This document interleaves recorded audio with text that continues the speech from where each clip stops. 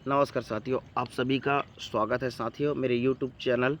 The कल्क 001 में। साथियों, मैंने यूट्यूब चैनल का अपना जो नेम चेंज करा है, और साथियों साथ ही अपनी जो यूपीएससी जर्नी थी और आपको यूपीएससी जर्नी में जो हेल्प करने की थी, उस यात्रा को भी चेंज करा है। इसके बहुत बड़े कारण है साथियों, क्योंकि अब इस राह का कोई औचित्य सिद्ध नहीं होता, क्योंकि आप एक नौकरशाही, एक ब्यूरोक्रेट्स एक नौकरशाही ब्यूरोक्रेसी में इसलिए जाते हैं क्योंकि आप एक डेमोक्रेटिक स्टेट, एक लोकतांत्रिक राज्य को सर्व करे सेवा दें। ठीक है साथियों, और अभी की जो हालिया परिस्थिति है साथियों, जैसे कि हमने पूर्व में भी कहा था साथियों, और पूर्व में ये साक्ष्य सत्य है कि यदा यदा ही धर्मस्य ग्लानिर्भवति भारत अभ्युत्थानम अधर्मस्य तदात्मनम सृजाम्यहम्, कि जब जब भारत में धर्म की हानि होगी और अधर्म का जो प्रसार होगा, अधर्म बढ़ेगी, तब तब उस परमपिता योगेश्वर महायोगेश्वर श्री कृष्ण के द्वारा ये भगवत गीता में श्लोक में कहा गया है साथियों, कि वह अधर्म की हानि करने और शत्रुओं का नाश करने के लिए और धर्म की पुनः स्थापना के लिए तब तब इस धरती में अवश्य जन्म लेगा साथियों, अवश्य अवतरित होगा, चाहे वो किसी भी रूप में हो, प्रकृति के रूप में हो, परमात्मा के रूप में हो, किसी भी रूप में। और उसी तरह गौतम बुद्ध, महावीर बुद्ध जैसे मैत्रेय के रूप में अपने ज्ञान के द्वारा, बोधिसत्व के द्वारा वो परिनिर्वाण न प्राप्त करके लोगों को अवेयर और जागरूक करने का काम करेंगे साथियों। इसी तरह की जो जैन परंपरा में भी एक कैवल्य के द्वारा, कैवल्य विचार के द्वारा अनेकांतवाद की जो एक ज्ञान पद्धति के द्वारा लोगों को पुनः नया समाज सृजित करने में मददगार साबित होगा। न केवल यहीं तक, जबकि विभिन्न जो धर्मों में, जैसे इस्लामी संस्कृति है, इस्लाम की संस्कृति में जैसे कि क़यामत का दिन है साथियों, जैसे कि आप देखेंगे यहूदी संस्कृति है, ज्यूइश है, ज़ोरास्ट्र है, तो ये बहुत सारे धर्म हैं, सिख है, ईसाई और जो संप्रदाय हैं, तो इनमें भी इन चीज़ों का उल्लेख हुआ है साथियों। आज की परिस्थिति में देखेंगे कि हमने अपनी जर्नी मैंने क्यों चेंज करी साथियों, और आपको जो यूपीएससी में हेल्प करने की जर्नी थी, उसपे क्यों क्यों हेल्प चेंज करा। अभी जो हम बात करेंगे, जैसे एक लोकतांत्रिक राष्ट्र को सर्व करने के लिए आप ब्यूरोक्रेट्स बनते हो, तो आपका राष्ट्र जब लोकतांत्रिक ही ना रहे तो आप उस ब्यूरोक्रेसी का क्या करोगे, उस नौकरशाह का क्या करोगे, किसके अग्रपंक्ति वैनगार्ड बनोगे क्या, किसी के रक्षक के लिए, किसी दुष्ट आत्मा के लिए। साथियों, ये वीडियो का ही टॉपिक है। आप जैसे देखेंगे तो आज में जो छल लीला हो रही है और जो आधुनिक शकुनी है, वो किस तरीके से लोगों को मैनिपुलेट करके, लोगों को कि मन में इतने डर फैलाकर, जैसे कि कहा जाता है साथियों कि आज जो कली अपुरुष है, ना कि हम उसको पुरुष नहीं कहेंगे, कली अपुरुष हर हृदयों में, हर लोगों के, जहाँ पाप है, जहाँ लोभ है, जहाँ व्यभिचार है, जहाँ मिथ्या झूठ फरेब है साथियों, जहाँ नफरत घृणा है, और ये जहाँ दुष्टता है, वहाँ हर हृदय में कली अपना राज कर रहा है, कली बस चुका है, और वह अस्वरूपस्थ होते हुए हर मानव के अंदर में स्वरूपस्थ हो गया है साथियों। तो ये एक बहुत बड़ा मुद्दा है साथियों। आज हमारी भारतीय लोकतांत्रिक प्रणाली की व्यवस्था देख लीजिए। आपको वन पावर वन वोट, जो आपको वन वोट, जो वन पर्सन वन वोट जो मिला है साथियों, ये एक पावर है। जो एक प्रधानमंत्री का जो एक वोट का वैल्यू है, मूल्य है, वो भी वो आपके भी उस वोट की वैल्यू है साथियों। तो ये आपके संवैधानिक मूल्य, कॉन्स्टिट्यूशनल मूल्य मिला था आपको। ये एक धर्म था साथियों। आपने एक धर्म की किताब बनाई थी, जैसे संविधान, और इसको जैसे 26 नवंबर 1949 को बनकर तैयार हुआ, और 26 जनवरी 1950 को आपने अधिग्रहण करा, और इस धर्म स्वरूप आपने चलने की प्रतिज्ञा ली थी। हम सभी ने, हम भारत के लोगों ने, हम भारत के परिप्रेक्ष्य में बात करेंगे तो, और इसी अनुरूप साथियों आपके जो संवैधानिक संस्थान बने थे, जैसे अनुच्छेद 324 में आपके बना था साथियों कि इलेक्शन कमीशन ऑफ इंडिया, जो निर्वाचन आयोग है साथियों, इसी में बना है साथियों। आपके 312 में जैसे यूपीएससी है, यूपीएससी बोर्ड है, ठीक है साथियों, सिविल सर्विस जो बोर्ड है। तो साथियों, ये सारी चीज़ें आपने अपने लिए संवैधानिक संस्थान के रूप में आपने स्थापित करा था, जबकि आज उसका कोई मूल्य नहीं रह गया। आप एक इलेक्शन, एक इलेक्टोरल, जो वन वोट, जो वन पावर की जो वैल्यू थी और इक्वल थी, आप देखो कि जो सूरत में जिस तरीके से जो हुआ कि वहाँ पे अब वहाँ के जो नागरिक हैं साथियों, वहाँ लगभग 18 लाख जो वोटर्स हैं, अपने वोट वैल्यू का, अपने जो मत वैल्यू का उपयोग नहीं कर पाएंगे, क्योंकि जैसे कि एक सरपंच चुनाव होता है गाँव में, एक सांसद सांसद चुनाव को लगभग साथियों आप देखेंगे 4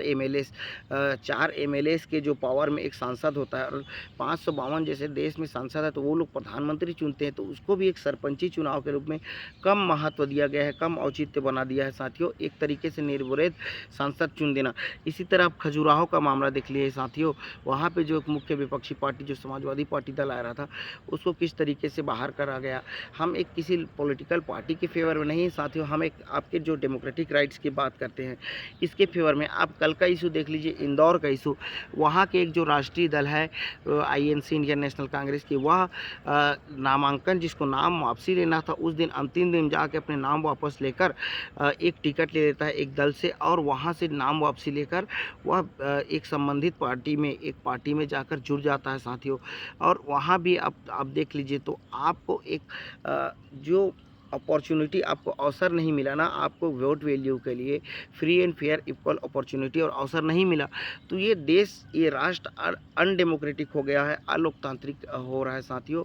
जहाँ पे एक निश्चित गवर्नमेंट, एक फिक्स गवर्नमेंट की सन 84-85 सरकार चली आ रही है, वहाँ पे उसके जो मेंबर ऑफ पार्लियामेंट है, सांसद बन रहे हैं, वहाँ भी इस तरीके से कृत्य करना, और विपक्षी अभी तक साथियों हॉर्स ट्रेडिंग जो सिटिंग एमएलएस एमपी को लेकर होता था साथियों, लेकिन अब जो यहाँ इस तरीके से विकृतता आ गई कि जो प्रत्याशी खड़े उनको अपने में समाहित कर लेना, इनको अलोकतांत्रिक प्रैक्टिस उसको बाहर कर देना नामांकन से, किसी तरीके से उसको प्रस्तावक को दोषारोपण करके। आपने चंडीगढ़ का मामला ही देखा जिसमें सुप्रीम कोर्ट ने कटाक्ष टिप्पणी करी कि वहाँ किस तरीके से जो इलेक्शन कमिश्नर जो आते हैं और वो मैनिपुलेट करते हैं वहाँ के जो मेयर इलेक्शन में। तो इस तरीके से अनेक कारण है साथियों कि आपका देश और हमारा देश अलोकतांत्रिक अनडेमोक्रेटिक हो गया है साथियों, और यहाँ पे हम सभी को आगे आना पड़ेगा। और प्रकृति अपना स्वरूप दिखा ही रही साथियों, इन मानसिकता को ख़त्म करने में न केवल इंडिया, ऑल ओवर वर्ल्ड में प्रकृति दिखा रही है। आप ऑस्ट्रेलिया में देखिए, अभी उसके पश्चिमी तट में लगभग 126 जो बड़ी व्हेल होती है साथियों वो फंस गई, और उसमें 25 से 30 से 40 व्हेल्स का डेथ हो गया साथियों, जो कि ब्लास्ट होगा तट किनारे में। आप देख लिए जो आपके 2050 से पहले जो राजस्थान, जो रेगिस्तान के जो थार डेजर्ट है, ये धंस रहा है, ख़त्म हो जा रहा है, और देखना एक दिन ये समुद्र में विलय हो जाएगा साथियों। आप देखिए उत्तराखंड और नैनीताल में जो जंगल में लगी आग, लगभग साथियों इसमें 800 हेक्टेयर से ऊपर के जो जंगल जल गए हैं, वहाँ पे चुनाव का कोई औचित्य नहीं रह गया, चुनाव स्थगित करना पड़ रहा है साथियों इलेक्शन को। ये देखिए साथियों, अनडेमोक्रेटिक प्रैक्टिस में देखेंगे तो आप नागालैंड में देखिए, नागालैंड में साथियों 0% वोटर टर्नआउट हुआ, मतलब कि एक राज्य, हमारा देश का एक राज्य नागालैंड, जो कि मेंबर ऑफ पार्लियामेंट, जो अभी जो जनरल इलेक्शन 2024 इसमें पार्टिसिपेट ही नहीं कर रहा है, वहाँ वोटिंग ही नहीं कर रहा है। इसी तरह का आप मणिपुर का देखिए साथियों, ईस्टर्न बिहार में भी जो फर्स्ट फेज़ में इलेक्शन हुए, छत्तीसगढ़ के साउथ में जो फर्स्ट फेज़ में बहुत जगह जो साथियों कि लोगों का अविश्वास जाहिर हो गया लोकतंत्र के जो इस पार्टिसिपेशन से, इस भागीदारी से। आप देखिए वेस्ट बंगाल में देखिए अविश्वास जाहिर करे, बहुत से ईवीएम्स मशीन, इलेक्ट्रॉनिक मशीन को वो कैप्चर करके उसको तोड़ने का भी काम किया गया साथी। और एक पक्ष मणिपुर में भी तो यह भी आरोप लगे कि एक पक्ष, एक दल, एक पार्टी के द्वारा इस तरीके से मैनिपुलेट किया जा रहा है साथियों। तो ये बहुत बड़ा इशू साथियों। आप देखेंगे कि जितना 200 वर्षों में ना पानी गिरा उतना सऊदी अरब में जो प्रति चक्रवाती घटना के कारण एक क्या इतनी बारिश हुई कि वहाँ देखो फ्लड आ गए, बाढ़ आ गए साथियों। बड़े बड़े जो फ्लाई एमिरेट्स हैं, जो हेलीकॉप्टर है, जहाँ आज देखेंगे बुर्ज खलीफा जैसे विशाल ऊंचे भवन है दुबई में साथियों, और जहाँ इतने बड़े सबसे आज पृथ्वी में अगर देखेंगे तो सबसे बड़ी शहर, बड़ी ऊंची इमारतों वाला शहर और भव्य और भौतिक रूप से भव्य व्यवस्था वाला शहर आपका दुबई है साथियों। लेकिन जो कि वहाँ की बारिश इस तरीके से होती नहीं और डेजर्ट रेगिस्तानी क्षेत्र है, इसलिए वहाँ पे नाली नहीं बनाया गया है, नाले के जो वाटर ड्रेनेज सिस्टम का नहीं बनाया गया, और वहाँ पे इस तरीके से बारिश हुई जो जलवायु परिवर्तन के कारण, क्लाइमेट चेंज के कारण, तो वहाँ पे इस तरीके से बाढ़ और दुर्घटना का सामना करना पड़ा साथियों बहुत बुरी तरीके से। अब चीन में देखिए अब दक्षिण पूर्वी चीन में अभी साथियों ये युवान क्षेत्र, युवान प्रांत के जो क्षेत्र में साथियों इतनी बारिश हुई, उतनी नदी फ्लड्स, कटाव हुआ और बहुत सारे बाढ़ आए साथियों। तो ये सारे घटना, ये सारे पर्यावरणीय घटना आपको संकेत देते हैं कि वह जो है वो प्रलय कर रहा है साथियों, प्रलय फैला रहा है, आपका विनाश नज़दीक आ गया है। अधर्म की वही जो साथियों की यदा यदा ही धर्मस्य ग्लानिर्भवति भारत अधर्मस्य अभ्युत्थानम अधर्मस्य तदात्मनम सृजाम्यहम, कि इस भाव, इस पंक्ति का उजागर कर रहा है साथियों, और ये निश्चित ही होने वाला है। आप देख लेना, यह निश्चित ही होकर रहेगा यह विनाश लीला। और इस लोकतंत्र में यहाँ पे आप देखेंगे साथियों तो आपके वो वैल्यूज़, वो मूल्य सिस्टम, वो कॉन्स्टिट्यूशनल जो संवैधानिक मूल्य परंपरा कुछ नहीं बचने वाली। और ये विश्व एक महायुद्ध के कगार पर तो खड़ा ही है और चल ही रहा है, लेकिन अब ये भारत भी, जो भारत भूमि जो एक तपोभूमि था, एक गंगा जमुनी की तहजीब थी, यहाँ पे जो कम्युनल राइट्स है, सांप्रदायिक उन्मादी प्रक्रिया घटनाएं हैं, जो एक जो बायस्ड जो मीडिया के द्वारा और अनेक माध्यमों से एक व्हाट्सएप प्रोपेगेंडा के द्वारा लोगों को मैनिपुलेट कर कर, लोगों को भड़का कर इस तरीके से हिंसक बनाया गया, उन्मादी बनाया गया, तो यहाँ धर्म बचा नहीं साथियों। अब इसका नाश सर्वथा सर्वत्र आवश्यक ही हो गया है साथियों। और ऐसे इलेजिटिमेट है जिस इलेक्शन को, जिस चुनाव को आपका वैधता नहीं, आपने वैध नहीं करा, आपके लेजिटिमेसी आपके नहीं मिली क्योंकि आपने इलेक्शन में वोट पार्टिसिपेट नहीं करा, तो उस लोकतंत्र की उस चुनावी प्रक्रिया को, उस नौकरशाह को, उस जो लेजिस्लेटिव के जो विधायिका को और उसके जो सांसद जो मेंबर ऑफ पार्लियामेंट है, एमएलए से विधायक को कोई वैधता नहीं साथियों, इलेजिटिमेट है साथियों, क्योंकि फ्री एंड फेयर पार्टिसिपेशन भी नहीं दिया जा रहा है लोगों को। एवं आप देखेंगे साथियों कि ऐसी परिस्थिति में, ऐसी विकृत परिस्थिति में जो संवैधानिक संस्थान है, इन सारे चीज़ों को ख़त्म कर दिया जा रहा है, इंस्टीट्यूशनल ऑटोक्रेसी की ओर साथ बढ़ा गया है। और अंतर्राष्ट्रीय लेवल पर हमें साथियों की इलेक्टोरल ऑटोक्रेसी, चुनावी निरंकुशता का मैसेज भी कहा जा रहा है। ऑल ओवर वर्ल्ड में भी साथियों, ये यहाँ न केवल भारत में, हमने कहा पूरे विश्व में इस तरीके की घटनाएँ, इस तरीके की उन्मादी घटनाएँ, तोड़ने की राजनीति और जो स्वार्थपरकतावाद की जो सेल्फनेस की जो राजनीति, पॉलिटिकल सिस्टम के कारण लोगों में जो स्वार्थी की भावना बढ़ी साथियों, और इसने विनाश को अग्रसर करा। और यही एक प्रलयकारी, एक युग परिवर्तन का भी समय है साथियों। तो आप सभी इसमें भागी बनिए। देखिए, जो चीज़ अवैध है, इलेजिटिमेट है, वैसे लोकतंत्र में पार्टिसिपेट करने का कोई औचित्य नहीं होता। वैसे नौकरशाह में जाने को आपको कोई इससे कुछ साबित नहीं कर पाओगे आप अपने आप को। ये तो उसी तरीका हो गई जो हिटलर के भी जो डिक्टेटर था, उसके जो नौकरशाह थे, और वो उस तरीके से उसमें विष जो जहर को भरा गया था और लोगों वो ये इतने होलोकास्ट, नरसंहार और पूरे विश्व को द्वितीय विश्व युद्ध में झोंक दिया। आज ये तृतीय विश्व युद्ध, और जो कहा गया है कि ये चतुर्थ महायुद्ध है साथियों, कि जिस तरीके से महाभारत हुआ, जिस तरीके से 3 युग आए साथियों, सतयुग, द्वापर और जो त्रेता युग था साथियों, और इसके बाद ये कलयुग, और ये कलयुग की अंतिम समय है साथियों। और यहाँ अंत निश्चित ही है, आप मानेंगे तो। इसीलिए हमने अपने वीडियो चैनल का नाम द कल्क 001 करा साथियों, क्योंकि अब अंत समय निश्चित आ गया है। विभिन्न प्रकार के आप देखिए जलवायु घटनाएं देख लीजिए, हिमालय में लगातार आ रहे भूकंप देख लीजिए, उत्तराखंड में देख लीजिए तो कहीं आग लग रहे हैं, कहीं बाढ़ आ रहे हैं, कहीं अधिक बारिश हो जा रही, कहीं बारिश ही नहीं हो रही, कहीं ठंडी नहीं। तो ये सारे चीज़ें कुल मिलाकर, सारे समीकरण, सारे इक्वेशन आपको इस पृथ्वी को पुनर्निर्माण के लिए, पुनरुद्धार के लिए एक विनाश लीला गढ़ रहा है साथियों, क्योंकि अधर्म बहुत बढ़ चुका। और इसकी अब ये जो तराजू जो तुला है साथियों, तो जैसे ये अधर्म का तुला है तो ये काफ़ी नीचे चला गया और धर्म ऊपर आ गया साथियों।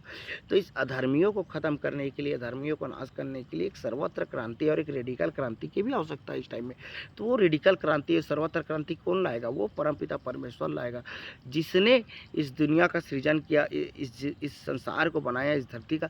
वही वो रेडिकल क्रांति लाएगा, वो सर्वत्र क्रांति लाएगा। हम और आप साथियों बस इसके भागी बनेंगे, एक साझीदार बनेंगे, और हमारे पैरों में इसको, हमारे पैरों के जो बेड़ियों को काटने के सिवा हमारे पास अब कोई ऑप्शन नहीं है। क्योंकि हम जो एक धर्म, संस्कृति, एक पारिवारिक जो एक भावना में बंधे हैं, जो एक हमारी जो पद्धति, एक सांस्कृतिक जो व्यवस्था बनाई कि भाई भतीजा,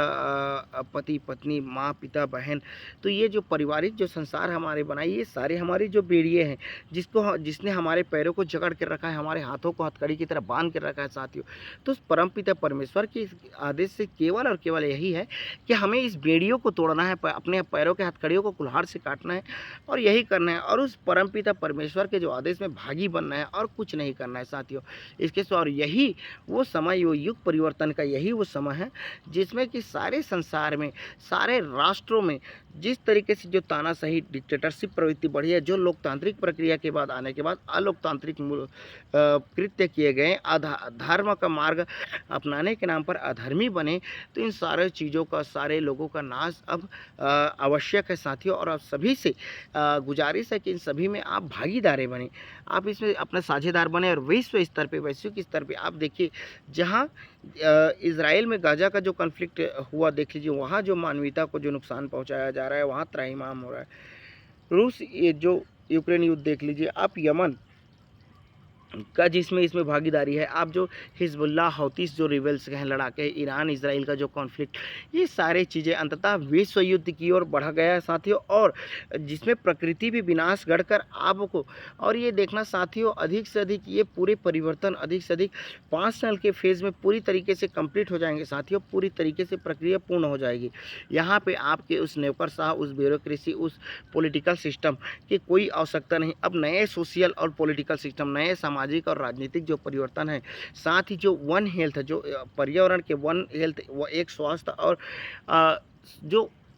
जो साथियों, जो सोशलिस्ट विचारधारा के जो इकोनॉमिक सिस्टम, जो आर्थिक व्यवस्था को पुनः समरूपता, समान रूप से बनाने की अब आवश्यकता है साथियों, और इन सभी में आप सभी को भागी बनने की आवश्यकता है, क्योंकि यह उस परमपिता परमेश्वर का निर्देश है, और आप सभी को अपने विवेक, बुद्धि और तर्क शक्ति का, विद्या का इस्तेमाल करना है, क्योंकि अभी के टाइम में जैसा कि जो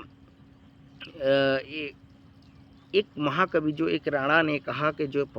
महान फिल्म एक्टर है आशुतोष राणा, उसने कहा कि हर हृदय में अभी कली का वास हो चुका है। हाँ, उनकी एक कविता है, बहुत ज़बरदस्त कविता है साथियों, यूट्यूब में वायरल है, बहुत जगह है। आशुतोष राणा की जो एक कविता देखेंगे, जो कली और कल्कि के बारे में उस कविता में उनके द्वारा उल्लेख कहा गया है। तो कली कहता है कि मैं हर एक हृदय में वास करता हूँ, कैसे मुझे हराएगा, और कितने को तू कि अगर मुझसे मारना है तो तुम्हें इन लोगों को मारना पड़ेगा। तो ये कली कहता है साथियों, आशुतोष राणा की जो कविता में इसमें लेख करा गया है। तो यहाँ पे उस कल्कि, उस कल्क के जो एक है साथियों, कि